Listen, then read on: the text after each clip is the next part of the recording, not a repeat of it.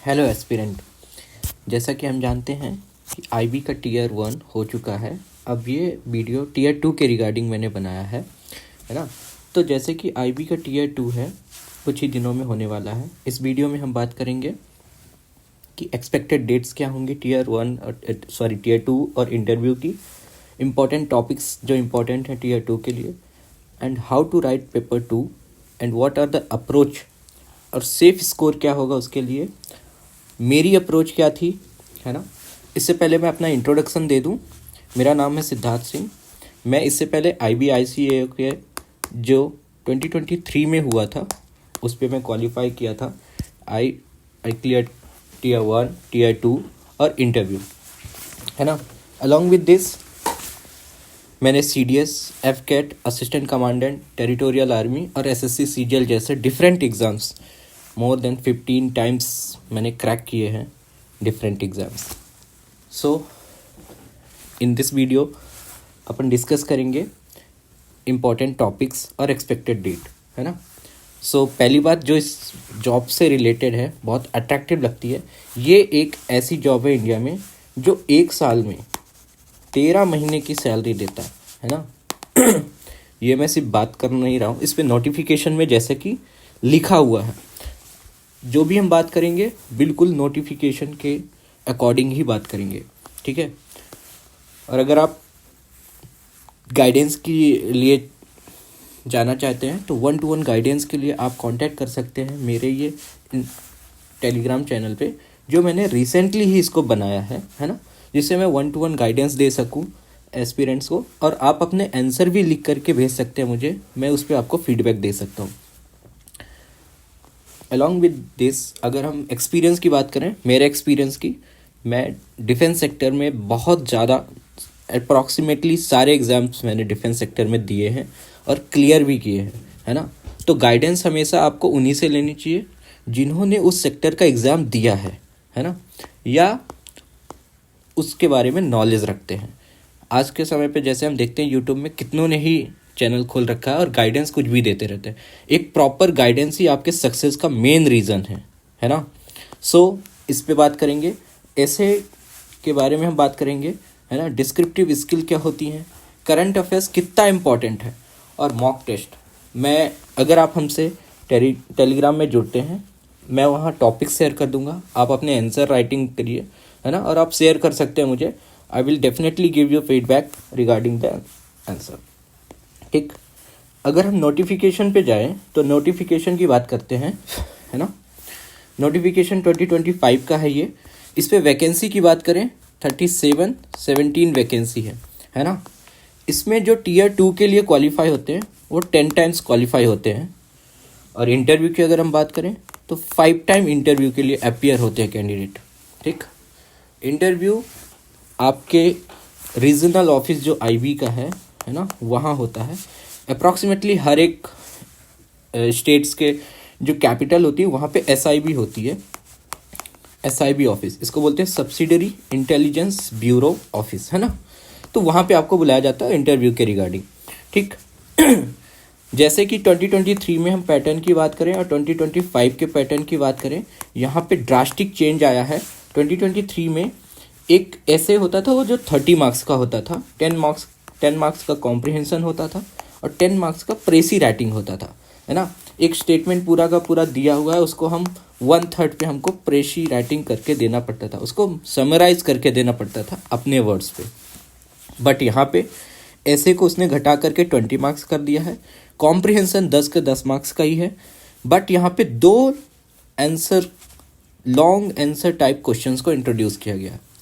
ये इम्पॉर्टेंट बहुत हैं। इसके रिगार्डिंग करंट अफेयर से रिलेटेड आएगा, इकोनॉमिक्स से और सोशल पॉलिटिकल इशू से आएगा। इसलिए यहाँ पे करंट अफेयर्स और डेली न्यूज़पेपर का पढ़ना बहुत इंपॉर्टेंट हो जाता है ना, क्योंकि आपका जो पेपर 2 है पूरा का पूरा इस पे ही डिपेंडेंट है, ठीक। और अगर हम सेफ स्कोर की बात करें यहाँ पे पेपर 2 पे, जैसे कि नोटिफिकेशन पे ही दिया हुआ है कि आप मिनिमम 17 आउट ऑफ 50 लाएं तो हो जाता है ना। 33% मार्क्स की बात की गई, लेकिन सेम बात तो पेपर 1 के लिए भी की गई थी, है ना। ये डिफरेंट कट ऑफ्स की बात की गई थी, बट जैसा कि हमने देखा कि कट ऑफ बहुत हाई गया, 2023 की बात करें, 2023 में जो टीयर 1 का पेपर था वह बहुत टफ पेपर था, है ना, one of the toughest paper में से एक था। बट वही हम बात करें 2025 की, है ना, तो वो इतना टफ नहीं था। बट सेम टाइम CGL का भी एग्ज़ाम था और सारे एस्पिरेंट जो CGL का एग्ज़ाम दे रहे थे उन्होंने IB का भी एग्ज़ाम दिया है और मैक्सिमम उन्होंने ही कट ऑफ को बढ़ाया है ना। तो इसके रिगार्डिंग अगर हम टीयर 2 की बात करें तो 17 मार्क्स क्या इनफ है? यस, डेफिनेटली इनफ है। जब मैं पेपर 2023 में अपियर किया था, मैंने अपने स्कोर्स देखे थे, रिवील तो नहीं किए जाते पेपर 2 और इंटरव्यू के स्कोर्स, बट जब हम वहाँ डॉक्यूमेंटेशन के लिए जाते हैं, हमारी एक फ़ाइल होती है वहाँ एक ऑफिसर के पास जो हमारे सारे डॉक्यूमेंट्स चेक करते हैं। उस पर आपकी समरी लिखी होती है कि आपने टीयर 1 में कितना स्कोर किया, है ना, और टीयर 2 में कितना स्कोर किया। वो फाइल में हमने चेक किया, ठीक है। तो हमने जितने भी इंटरव्यू के लिए हम गए थे उनमें से मिनिमम मैंने देखा 17 मार्क्स ही उन लोगों ने किए थे। मैक्सिमम भी अगर जाएं तो 34 मार्क्स 35 मार्क्स मैक्सिमम थे, इससे ज़्यादा नंबर नहीं दिए गए थे किसी को। एक पर्टिकुलर डे की बात कर रहा हूँ जब मैं भोपाल इंटरव्यू देने गया था, ठीक है। अगर ये बात करें तो 2023 का मेंस का जो पेपर है टीयर 2 का, ये पेपर है, ठीक है। इस पेपर को मैंने इसमें इसलिए लगाया है क्योंकि हमें एक आइडिया मिल सके कि ऐसे के टॉपिक क्या क्या होते हैं, ठीक है। 2023 में ये 50 मार्क्स का था, है ना, 1 घंटे का पेपर था। 9 जून 2024 का एग्ज़ाम हुआ था, ठीक, और 18 जैन 2024 को टीयर 1 हुआ था, ठीक है।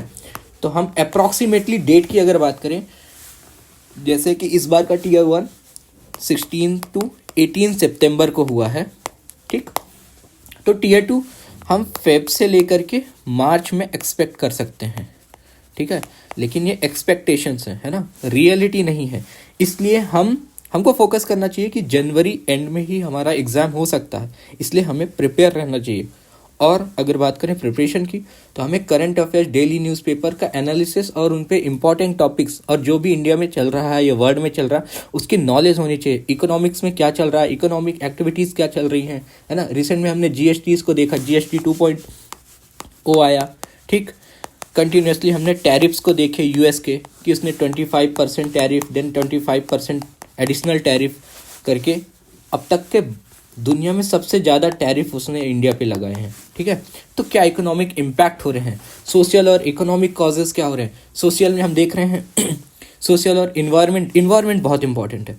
सोशल तो हम देख ही रहे हैं, इन्वायरमेंट देख रहे हैं कि हम कंटिन्यूसली देख रहे हैं कि AQI आज के समय पे हमारे यहाँ हॉट टॉपिक है ना। रिसेंट में हम देखते हैं कि लियोनेल मेसी आया हमारे यहाँ और दिल्ली में लोग शाउट कर रहे हैं ना AQI। तो देख रहे हैं कि दिल्ली की हवा किस तरह से जहरीली हो गई, इस तरह के टॉपिक्स। उस समय पे हम देख रहे हैं वुमेन एजुकेशन की बात कर रहे हैं, है ना। ये एक सोशल टॉपिक है, ऐसे टॉपिक्स बहुत इंपॉर्टेंट है। वुमेन एम्पावरमेंट हो गए, है ना, चाइल्ड लेबर हो गया, चाइल्ड से रिलेटेड हो गया, है ना, ये MSMEs को हो गया। इस तरह के सोशल टॉपिक्स बहुत इंपॉर्टेंट है, ठीक है। साइंस एंड टेक से रिलेटेड हमेशा टॉपिक्स देखा ही जाता है। एक इसमें टॉपिक मिसिंग था इंटरनल सिक्योरिटीज़ का, है ना। पिछले कई साल के एनालिसिस करने के बाद मैंने पाया कि हर बार सिक्योरिटी से रिलेटेड क्वेश्चंस पूछे ही जाते थे, ऐसे के टॉपिक्स पूछे ही जाते थे, बट इस बार ये टॉपिक्स थोड़ा सा मिसिंग था, ठीक है। इकोनॉमिक्स से रिलेटेड एक टॉपिक आया था, ठीक है। सोशल मीडिया का इम्पैक्ट, है ना, ये भी हम देख रहे हैं करंट में कैसे चल रहा है ना। और impact of tourism on environment, ठीक है। ऐसे टॉपिक्स आए थे। 5 टॉपिक्स आते हैं जिनमें से हमें एक को चूज़ करके, है ना, उस पर 400 वर्ड्स पे लिखना होता, 400 वर्ड्स पे लिखना उस समय पे था, ठीक है। लेकिन अभी का पैटर्न के हिसाब से देखा जाए तो 20 मार्क्स का है, उस पर दिया रहेगा कि आपको कितने वर्ड्स में लिखना है, ठीक है। इसके बाद अगर हम बात करें कॉम्प्रिहेंशन की बात करें, ठीक है। कॉम्प्रिहेंशन सेम टू सेम आएगा, है ना, क्योंकि ये 10 मार्क्स का तब भी था और अभी भी है, ठीक। 5 क्वेश्चंस आएंगे, हर एक क्वेश्चन 2 मार्क्स का होगा, ठीक। इस पे दिया गया है वर्ड लिमिट दी गई 40 वर्ड ईच। वर्ड लिमिट का आपको बहुत ध्यान रखना है। जब आप इसको अगर देखेंगे पिछले साल का, तो आप इनके आंसर जब भी देखेंगे तो कई सेंटेंस आपको बार बार देखेंगे कि आप डिफरेंट क्वेश्चन के आंसर में वो रिपीट हो रहे हैं, ठीक है। तो आपको रिपीट करना है, क्योंकि यहाँ पे वर्ड लिमिट दी गई है। इसका आंसर आप 2 तरीके से कर सकते हैं, अपने वर्ड्स पे इसको फ्रेम कर सकते हैं, है ना। और अगर आप अपने वर्ड्स पे फ्रेम नहीं करना चाहते तो भी जो इस पे लिखा हुआ सेम टू सेम आप लिख भी सकते हैं, थोड़ा सा भी चेंज करना चाहें तो कर सकते हैं, ठीक। पहले एक प्रेसी राइटिंग हुआ करता था 10 मार्क्स का, लेकिन अब ये हटा दिया गया है, ठीक है। इसकी जगह पे 2 लॉन्ग आंसर टाइप क्वेश्चन, है ना, इंट्रोड्यूस किए गए हैं। तो डेफिनेटली अगर वो 10 मार्क्स का दे रहा है तो आपसे एक्सपेक्ट करेगा कि मतलब 150 to 200 वर्ड्स, जैसे हम CAPF वगैरह में देखते हैं, असिस्टेंट कमांडेंट में देखते हैं, है ना, कि आपसे एक्सपेक्ट करता है। इस पेपर 2 के लिए सबसे इम्पॉर्टेंट है आपका टाइम मैनेजमेंट, है ना। जैसा कि मैं डिफरेंट वीडियोस में देखा, लोग जैसे एडवाइस दे रहे हैं Tier 2 के लिए कि आप यहाँ पे ऐसे लिखिए, ठीक है, ऐसे लिखिए, फिर आप अंडरलाइन करिए मेन पॉइंट्स, ठीक है, आप ऐसे स्ट्रक्चर्ड वे पे ऐसे लिखिए। मैं आपको प्रैक्टिकल नॉलेज से बता रहा हूँ, अगर आप ऐसा कुछ भी लिखने गए you will definitely lose your paper. आपके पास 1 आवर है, 1 आवर पे आपको देखना है कि कैसे कैसे मैक्सिमम चीज़ आप डिलीवर कर सकते हैं, ठीक है। 1 by 1 हम पैटर्न के बारे में डिस्कस करेंगे कि आपको अप्रोच क्या रखनी है पेपर 2 के लिए, ठीक है। जैसे कि सबसे पहला है ऐसे, ठीक है। ऐसे 20 मार्क्स का है, डेफिनेटली ऐसे अगर 20 मार्क्स का है तो वो आपसे बोलेगा 250 से 300 वर्ड्स के बीच में, ठीक है। वर्ड लिमिट बहुत इंपॉर्टेंट है, आपको वर्ड काउंट करना आना ही चाहिए। आप जब भी प्रैक्टिस करें तो आप देखिए एक लाइन में आपने कितने वर्ड लिखे हैं, ठीक है, और कितने लाइन आप लिख रहे हैं, तो उसको वर्ड काउंट करके रखिए, ठीक है। जनरली इंसान 6 से 8 वर्ड पर लाइन लिखता है, ठीक है, और इसके बाद आप देख लीजिए कितनी लाइन लिख रहे हैं, ठीक है। लिमिट कीजिए, अगर आप 250 से 300 वर्ड जा रहे हैं तो 2 पेज के अंदर अंदर ये हो जाता है, ठीक है। आपको पेपर देने जब आप जाएंगे एक सिंपल सा पेपर मिलेगा, क्वेश्चन पेपर, ठीक है, 2 से 3 पेज का या 4 पेज का, ठीक है। उस पर सारे के सारे टॉपिक्स लिखे होंगे और सेम आपको आंसर शीट दी जाएगी। सेम आपको आंसर शीट वैसी दी जाती है जैसे कि आप अपने स्कूल्स कॉलेज एग्जाम्स में बैठते हैं तब दी जाती है, ठीक है। आपको कोई एक्स्ट्रा सप्लीमेंट कॉपीज़ नहीं दी जाती हैं, बहुत लिमिटेड स्पेस होता है आपको लिखने के लिए, है ना। आपको वो UPSC टाइप की ऐसी आंसर शीट नहीं दी जाती है ना कि साइड साइड में ऐसा कॉलम और आपको बीच बीच में लिखा जाए, नहीं, ऐसी कोई आंसर की कॉपी नहीं होती है, ठीक है। तो आपको लिमिटेड स्पेस और लिमिटेड टाइम, 2 चीज़ों का ध्यान रखना है, ठीक है। एक तो स्पेस की बात है, दूसरा टाइम की बात है ना। यही 2 चीज़ है जो बहुत इंपॉर्टेंट है आपको। तो यहाँ पे मैं ऐसे के बारे में बात करूँगा। ऐसे में आपको जब भी आप स्टार्ट करेंगे 2 से 3 लाइन इंट्रोडक्शन देंगे, ठीक है, इंट्रो। इसको आप नोट्स बना सकते हैं और यही आप फॉलो करिएगा। अगर आप टेलीग्राम चैनल से जुड़ते हैं और आप अपनी कॉपीज़ भेजते हैं तो मैं आपको वहाँ पे कंटिन्यूसली फीडबैक देता रहूँगा, ठीक है। आपको मैं फीडबैक दे सकता हूँ क्योंकि मैंने ये एग्ज़ाम क्रैक किए हैं, ठीक है। मैं एक एलिजिबिलिटी रखता हूँ आपको फीडबैक देने की, है ना। रैंडमली कोई बंदा नहीं हूँ जहाँ से उठ के आया और आपको फीडबैक देने चला आया, या यूट्यूब में मेरा वीडियो बनाने का मकसद भी यही है कि जब मैं ऑफलाइंस में बहुत लोगों के साथ शेयर किया अपने एक्सपीरियंस, उन्होंने मुझे बहुत बोला कि आप यूट्यूब में डालिए ऐसा वीडियो जिससे एस्पिरेंट देख सकें और बता सकें। जैसे कि 37,000 लोग मेंस देने वाले हैं, ठीक है, 37, क्योंकि वैकेंसी है 3700, ठीक है। तो और समथिंग 18,000 लोग जो है तो इसका इंटरव्यू के लिए अपेयर हो रहे हैं। अगर मेरे इस वीडियोस में इतनी व्यूज़ जाती हैं तो मैक्सिमम लोग यहाँ से इसको देखने के बाद ही वो लोग इंटरव्यू अपेयर करेंगे, तो उनको नॉलेज होनी चाहिए, ठीक। तो मैं ऐसे की बात कर रहा था। तो ऐसे में अगर हम बात करें 2 से 3 लाइन तक आपको इंट्रो देना है, ठीक है। इंट्रो में मैं ये नहीं कहूँगा कि आप किसी कोट से स्टार्ट करें, है ना, कोई फेमस गालिब की कोई 2 लाइनें लिख दें, है ना, ऐसा कुछ नहीं। आप बेसिकली इंट्रो दीजिए। इंट्रो बहुत क्रिस्प होना चाहिए और टू द पॉइंट होना चाहिए, बकवास लिखने की कोई ज़रूरत नहीं है। बॉडी लिखिए, ठीक। इंट्रो में कोई हेडिंग नहीं देना कि दिस इज़ द इंट्रो, नहीं। इंट्रो यहाँ से स्टार्ट करिए, यहाँ पे ख़त्म कर दीजिए, ठीक। इंट्रो में कोई हेडिंग लिखने की ज़रूरत नहीं है। बॉडी में आप हेडिंग ज़रूर लिखिए, ठीक है। बॉडी जो मेन बॉडी है उसको आप कई पार्ट में डिवाइड कर सकते हैं, ठीक है। 20 मार्क्स का है, इसलिए ज़्यादा सजेस्ट नहीं करूँगा कि आप बहुत ज़्यादा लिखें, है ना, थोड़ा लिखें, टू द पॉइंट लिखें, क्रिस्प लिखें, इंपॉर्टेंट पॉइंट्स को हाईलाइट करें, ज़्यादा एक्सप्लेन करने की आवश्यकता नहीं है क्योंकि आपके पास टाइम नहीं है। अगर आप ऐसे में ज़्यादा टाइम देंगे तो ये बाकी का पोर्शन छूट जाएगा, ठीक। इसके बाद आप बॉडी लिखें। बॉडी आपके करंट एग्जाम्पल से रिलेटेड होनी चाहिए। इसके लिए बहुत ज़रूरी है कि आप न्यूज़पेपर पढ़ें। देखिए, जो आईबी का पेपर देते हैं ज़्यादातर स्टूडेंट वही हैं जो सीजीएल और एसएससी के डिफरेंट एग्जाम्स में अपीयर होते हैं, ठीक।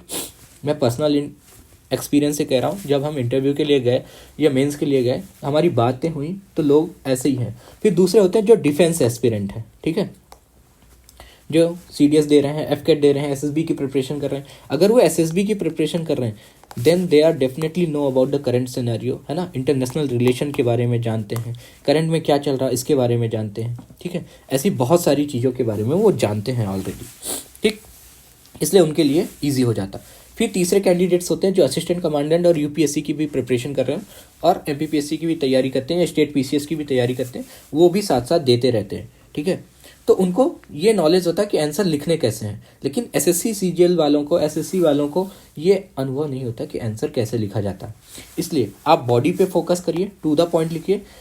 आंसर राइटिंग प्रैक्टिस से ही इन्हेंस होती है और कोई इसका सोल्यूशन नहीं है कि आप यूट्यूब में वीडियो देखें, इससे कोई फ़र्क नहीं पड़ता। आपको खुद ब खुद बहुत सारी प्रैक्टिस करनी पड़ेगी, यही एट द एंड सोल्यूशन है। इसके बाद कंक्लूजन की बात करें। कंक्लूजन 2 से 3 लाइनों पे बात कर दें, ठीक है। कंक्लूजन हमेशा आपका वे फॉरवर्ड होना चाहिए, ठीक है, और फ्यूचर को लेकर के अप्रोच होनी चाहिए, उस पर सोल्यूशन की बात होनी चाहिए, ठीक।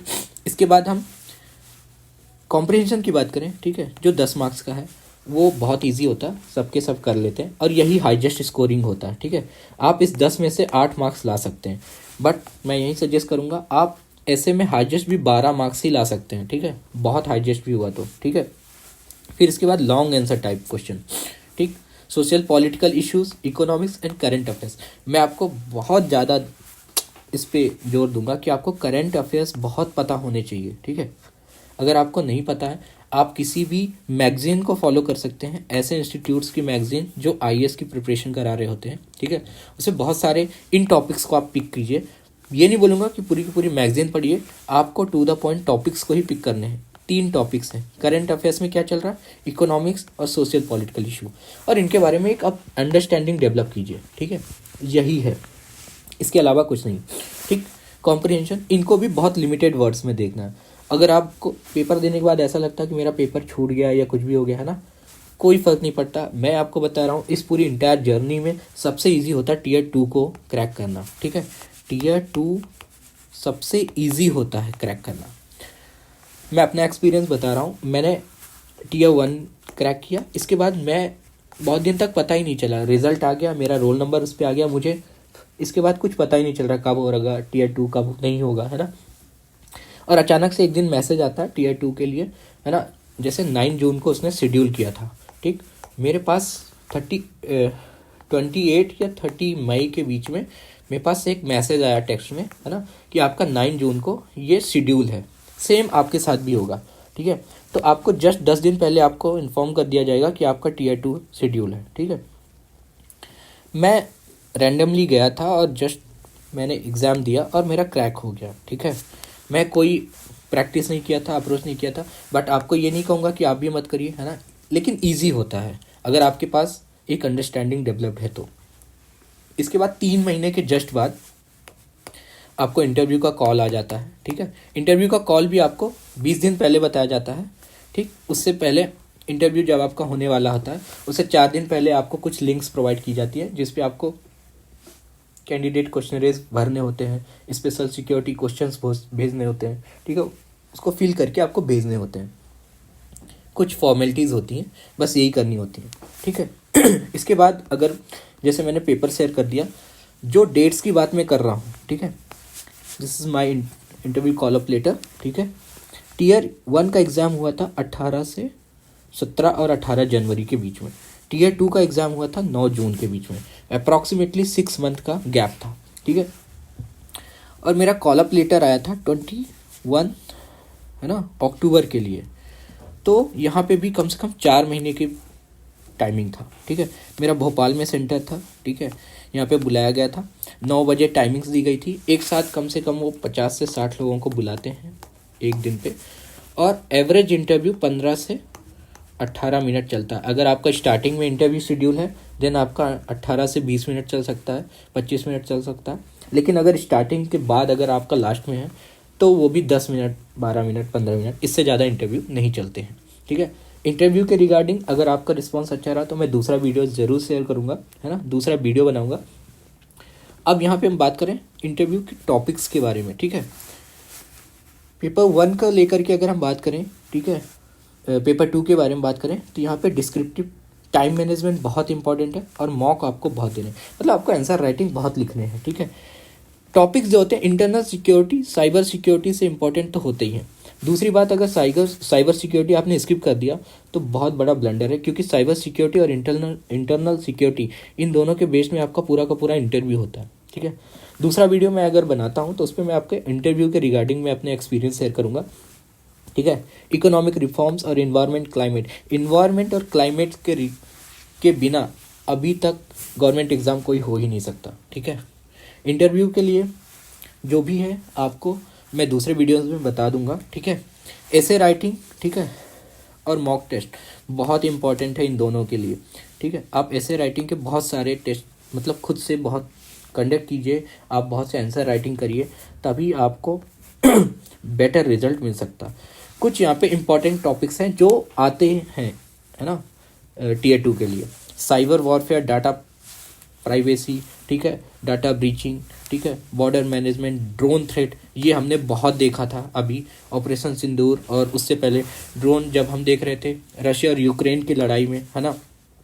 इसके बाद हमने देखा इजराइल की लड़ाई में बहुत। ठीक है, रेडिकलाइजेशन ऑफ मीडिया, ठीक है, यहाँ पे मीडिया का radicalisation, role of AI in defence, ये भी बहुत हॉट टॉपिक है। ये टॉपिक्स बहुत हाई चांस है कि आपको पूछा जाए। मैं एक्सपेक्ट करूँगा कि आप इन 10 टॉपिक्स में एटलीस्ट 10 में से 8 में तो आप खुद ब खुद लिखें ही खुद के आंसर, है ना। थोड़ा सा सीक्वेंस यहाँ पे मिसमैच हो गया है, कोई बात नहीं। यहाँ पे 9 टॉपिक्स है। ठीक है, जियो पॉलिटिकल एंड एनर्जी सिक्योरिटीज़, ठीक है, एनर्जी क्राइसिस को लेकर के बहुत अभी बांग्लादेश में बहुत हुआ था। ठीक है, ये और ग्लोबल चल ही रही है। ठीक है, ये बहुत इंपॉर्टेंट है। Climate supply chain risk and security, water scarcity conflict, ठीक है, वाटर का एक कॉन्फ्लिक्ट और हो सकता है, जो मेगा डैम प्रोजेक्ट्स बना रहा है चाइना, कंटिन्यूसली बना रहा है ना, और वो अरुणाचल के बॉर्डर पे अभी जो बना रहा है। ठीक है, और स्पेस मिलिट्रिलाइजेशन, ठीक है, ये बहुत इंपॉर्टेंट टॉपिक्स हैं।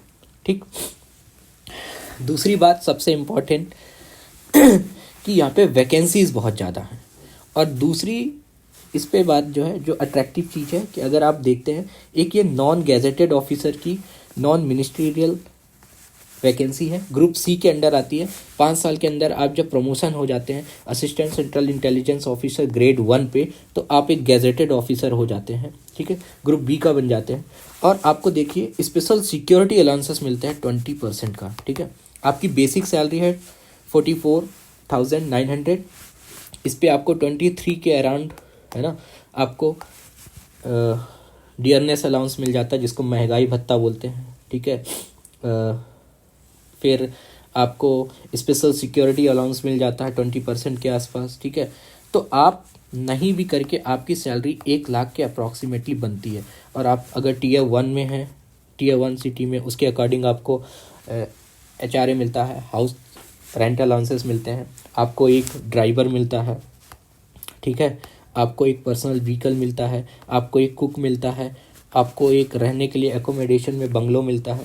ठीक है, तो दीज आर फैसिलिटीज़ आपको दी जाती हैं। ठीक है, आपको ट्रीट किया जाता है। वैसे तो आपके स्टेट में जो SI होता है इसके इक्विवेलेंट पोस्ट है, बट अगर आप कंपेयर करें पावर के रिगार्डिंग, तो पावर में बहुत आगे होता है एक IB ऑफिसर।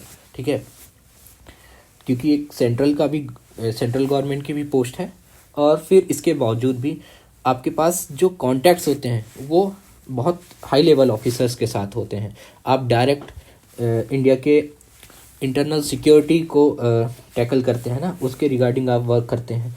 तो एक बहुत अच्छी और बहुत बेस्ट अपॉर्चुनिटी है आपको ज्वाइन करने के लिए। इस वीडियो में जितनी इन्फॉर्मेशन देनी थी मैंने दिया। मैं अपनी अप्रोच की बात करूं तो मैंने टीयर 2 में ऐसा कोई अप्रोच नहीं फॉलो किया था, बट ये इजी था, मैंने क्रैक किया। इंटरव्यू बहुत इंपॉर्टेंट होता है। जैसे कि आप देखें कि प्रीलिम्स जितना होता है ना, प्रीलिम्स 100 मार्क्स का होता है, ठीक है, इंटरव्यू भी उतना ही वेटेज रखता है। और ओवरऑल जो आपकी जो मेरिट की बात करें ना, ठीक है, on the basis of combined performance of tier 1, tier 2 and tier 3 interview examination, a final merit list for the post of ACIO second executive will be prepared. ठीक है, तो आपको बहुत इंपॉर्टेंट है कि आप तीनों में स्कोर बेस्ट करें।